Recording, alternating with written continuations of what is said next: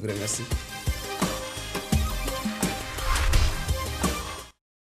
Un petit détour à présent dans le sud du Sénégal, à Goudomp précisément. Dans ce département, plus les années passent, plus les superficies cultivables sont réduites. La raison, la salinisation des sols. Ce phénomène combiné à l'action de l'homme constitue un grave danger pour la végétation. Inquiète les populations locales, demandent à ce que l'unique forêt de bambou également menacée soit classifiée. Seydou Diatta, notre correspondant, nous y attend justement.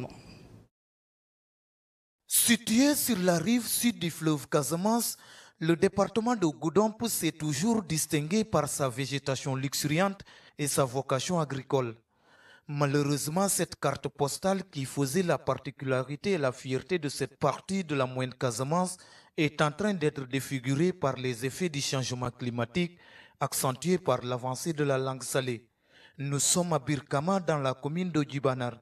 Ici, les populations ont fini de comprendre que le changement climatique n'est plus une menace du futur, car ils le vivent déjà.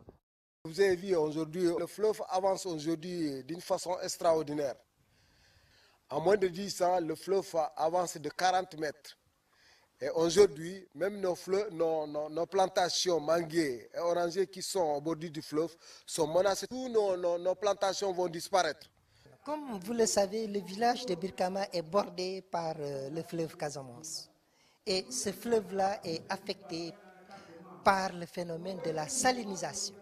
Et cette salinisation a fait que les terres, qui étaient les terres cultivables, les terres rizicoles, sont menacées depuis des années.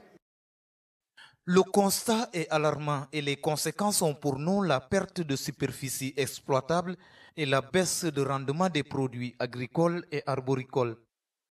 Si vous regardez du nord au sud, il y a d'abord la perte des superficies exploitables.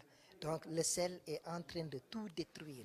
Au-delà de cela, il y a les espèces végétales comme la mangrove, comme les palmiers, comme certains arbres qui sont en train de disparaître à cause de l'avancée de la langue salée. Et c'est un problème. Le village est un village de planteurs, d'agriculteurs, d'éleveurs. Il faut des barrages d'une certaine capacité, d'une certaine importance qui pourraient aider à arrêter l'avancée de la langue salée. Il n'y a pas que les plantations qui sont menacées de disparition. Cette forêt de bambou, un type de végétation assez rare au sud du pays, l'est aussi à cause de la salinisation des terres et des actions anthropiques. Cette forêt est menacée d'abord par la salinité. Après le sel, aujourd'hui, l'homme même fait des actions. Parce que certains bambous qui est là est exploité par n'importe qui. Les gens sortent partout. C'est une forêt qui n'est pas protégée. La forêt de bambou de Birkama, c'est le dernier vestige de forêt de bambou dans la région de Sédhiou, surtout sur l'axe sud. De Ziguinchor à Kolda, à l'heure actuelle, à l'heure où je vous parle, il n'y a pas une autre forêt semblable à cette forêt. Et son utilité est d'une très grande importance. Parce que ça sert de reproduction pour certaines espèces. Et les bambous aussi servent à plusieurs choses. Il y a les nattes, les gens qui font des nattes avec.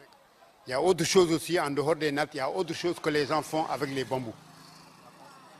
Il y a la construction des cases, le toit, il y a les plafonds, des gens qui utilisent les bambous pour faire des toits.